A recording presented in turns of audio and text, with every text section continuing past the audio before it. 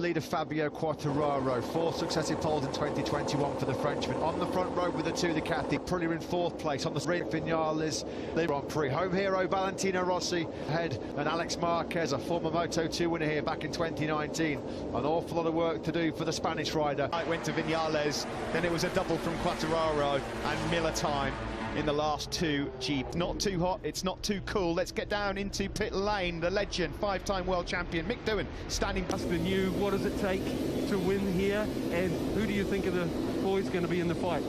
Well, you make your real plan there, but look, Quartararo's quick. If he can make a break like the Yamaha, it's a real chance of him winning. But it's one of those places. Drafting comes in the first 5 to money. That's who my money's on. So thanks for your thoughts, Mick.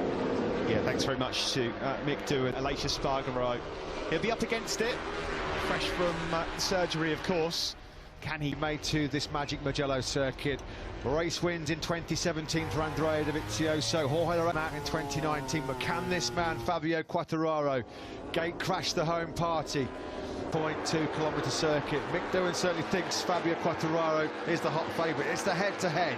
4 riders coming into this one. Oh dear, huge drama here. Bastianini. And now Bastianini's airbag's gone off. On earth has that happened? Can you believe it? What has happened to Enea Bastianini coming to the grid? Second bike. The marshals, of course, now are going to have to try and pick up that motorcycle and make sure there's nothing on the circuit. Green. It looks like it's already over for him, but we will go racing. Lights out, look at that work. The Ducati of Bagnaia is trying to come through on the slipstream into turn 1. Here he comes up the end. With Yamaha's new front hole shot device, but couldn't quite get the drag down into San Donato. Bagnaia then pinched it. Ready. Yeah, Oliveira, that is, the Portuguese rider. What a fantastic start it was from him. Zarco 4th ahead of Miller. Binder. Here we go, dropping down the hill through Casanova already. Oh, I've thought about it there into fair stages. Fantastic start then by the Portuguese Grand Prix winner last year. The Portuguese man, Miguel Oliveira, 7th. New chassis underneath him on the RC16. Under pressure from Zarco early on, no way through. Juan Mir, Binder just struggling to settle in the early stages. There's Marc Marquez, have made up a couple of places as well. Remember, he's got to try and make use of that sometime big moment. Zarco, he gathered it all back up. Lap 1 then about to be chalked off here in Ducati. He leads by almost half a second. Binder's been bullied. He's been passed by Rins. He's been passed by Aleix Espargaro, and he's now just 1 place ahead of Morbidelli. Marc Marquez then crashes out. He's perfectly okay, but he goes down. Frank in Le Mans early on after a tangle with Paul Espargaro. This time around, it's Marc Marquez.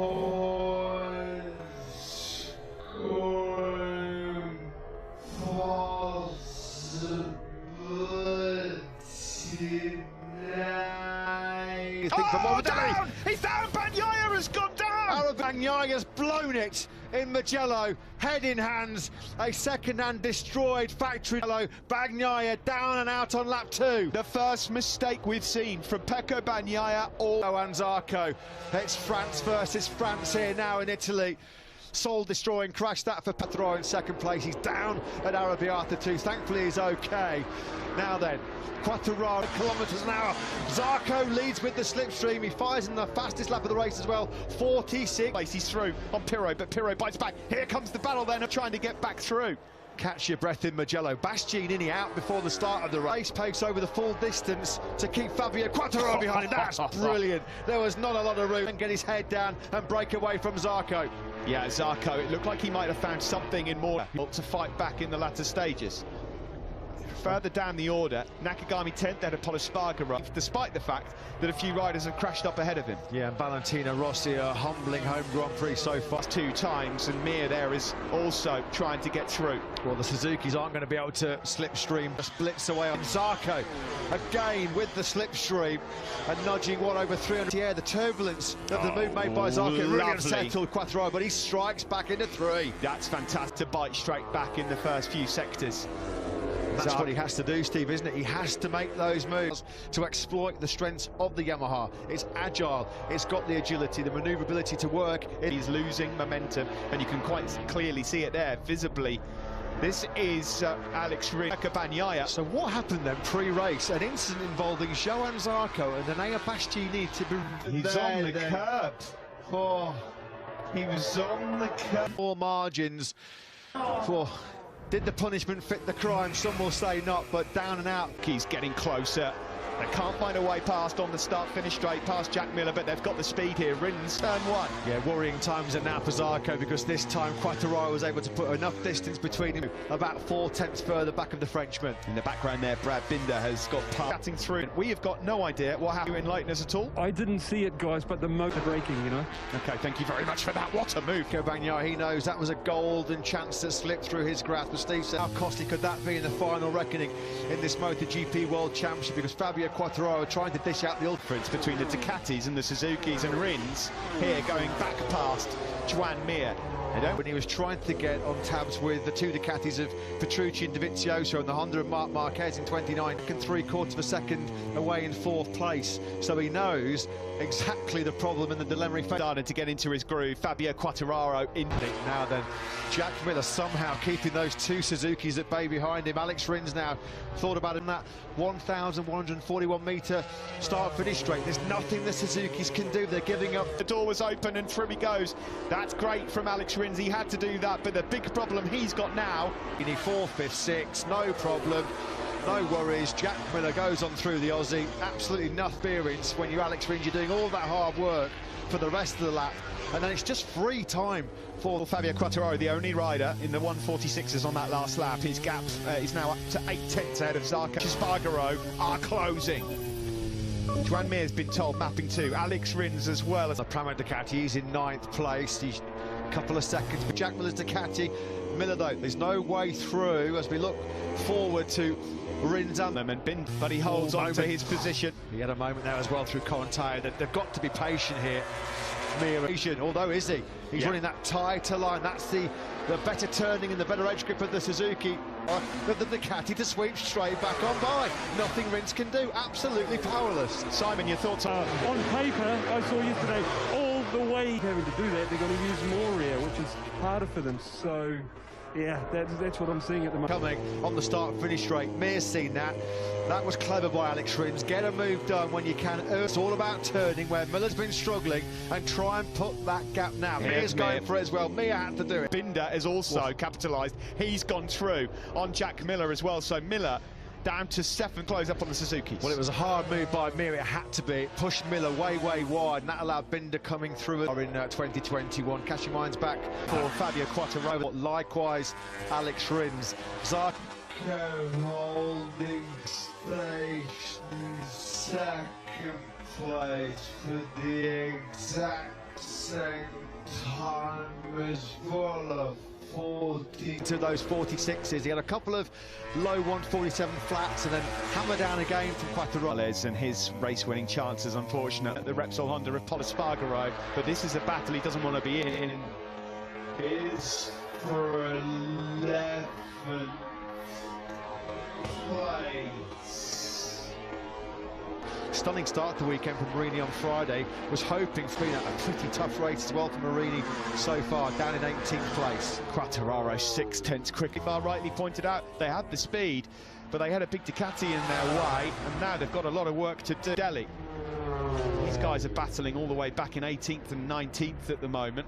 That was what put Marquez that he's made contact with.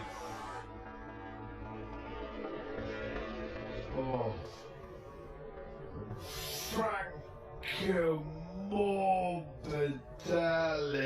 How on earth did he avoid that falling? Morbidelli, it dumped him to the back of the pack, but thankfully he was able to stay on board. Premature and then to Marquez's Grand Prix. Suzuki riders, Rins in Jerez, where he's and he looks brilliant right now. He's over 2 seconds clear, as you can hear the wind. Here is Joan Mir challenges his team. Rins just got a wheelie over the crest, and that's what cost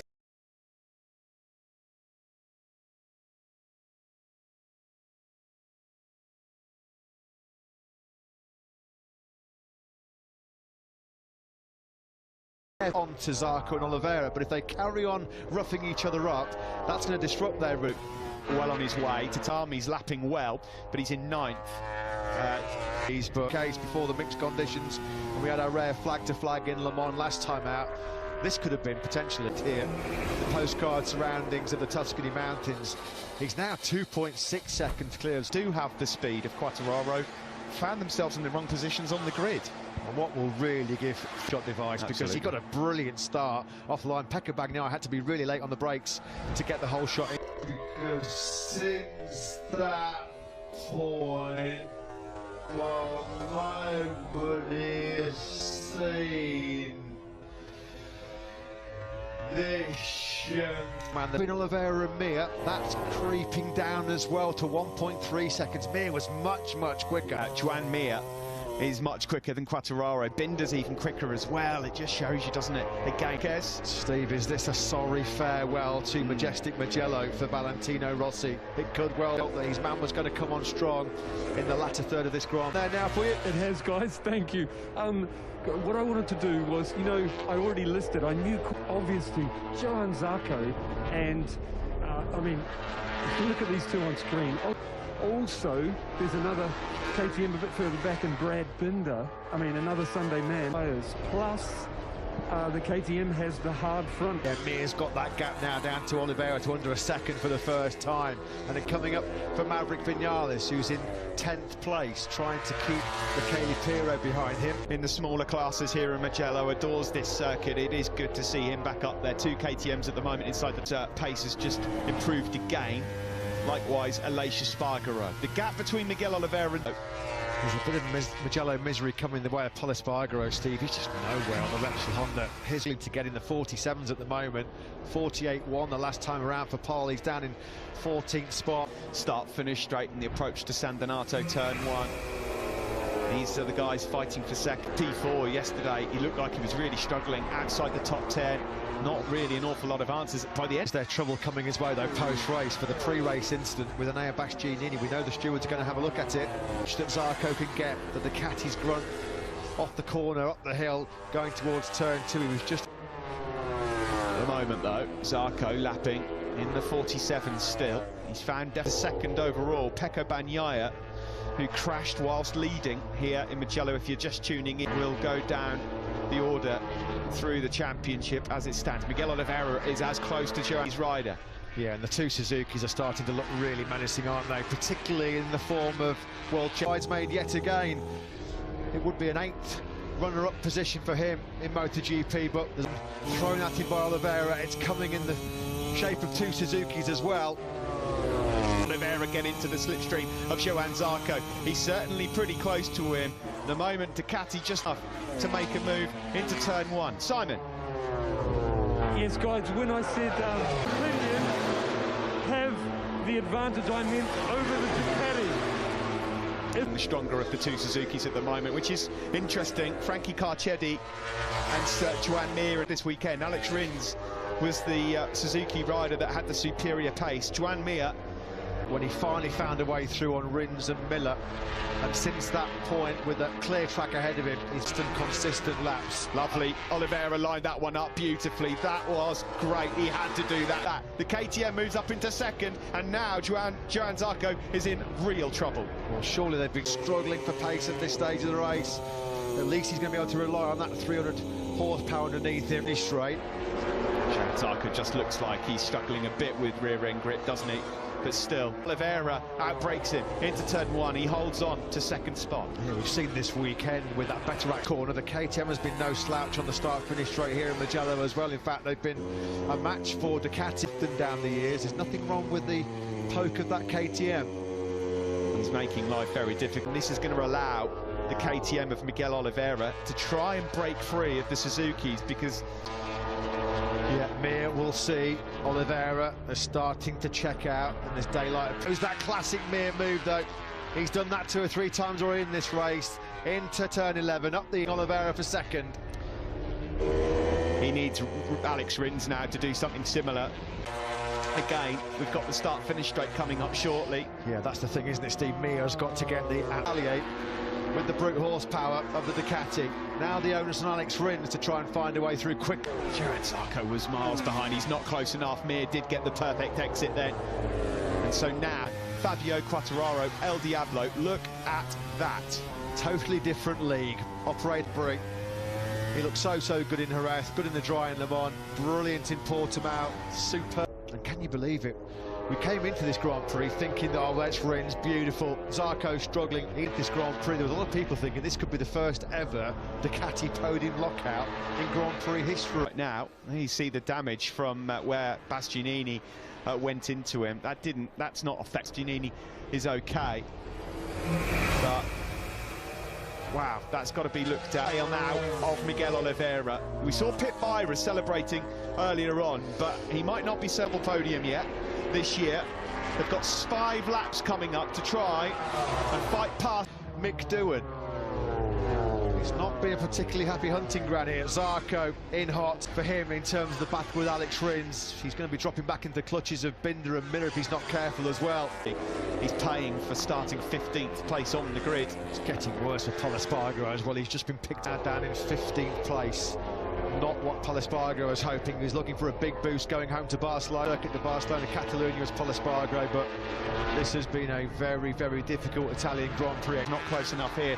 Of course, this is all paying into the hands of Quartararo in terms of the championship. There you see Zarco and Bagnaia would be locked on points heading into Catalonia next week. There's still a few twists. Yeah, exactly. That a little bit better. Just even one more row and it'd be a different... Wins it yet again. Can you believe it? A 4th consecutive night for him inside that factory Suzuki garage. Pressure ramping up big time on Rins now. Pirro in 10th. This feeling that maybe Alex Rins had put all of those demons to bed, that this was the chance for him to reach. For now, we focus on this battle for second place. Joan Mir, can he hunt down a brilliant Miguel? Up towards we go, turn 15, the final corner. Alex Rins, another chance. Is Nakagami is turn 14. That's Biondetti too, isn't it? Yeah, he's lost too much in the end of the soft rear. There's been a fair few riders going. Pirro on for... No, it's Pirro. It's Pirro. A big dust cloud kicked up after Rins' latest big error. Well, Rossi's got the speed advantage. Challenge Lekawona in the battle for 10th place, so there could be a top 10 on offer here for the Doc into turn 4. In the meantime, out front, Miguel Oliveira, place that we go to live now. Across the line, there are just 2 laps remaining. It looks like it's going to be beaten. There's been a pole jinx as well here in Mugello. No win from Pulse. Not quite close enough, it looks like, here to be able to fight for those podium positions. Well, Aleix Espargaro, given the physical condition he's in, he's had that arm drained in 7th place. That's a great result for Aprilia again here.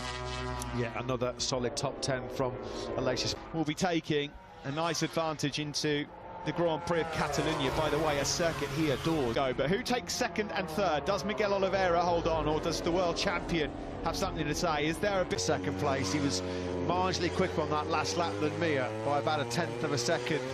Fantastic himself, having not scored a top 10 in the opening 5 races. You know, if Zarco is on the start-finish straight.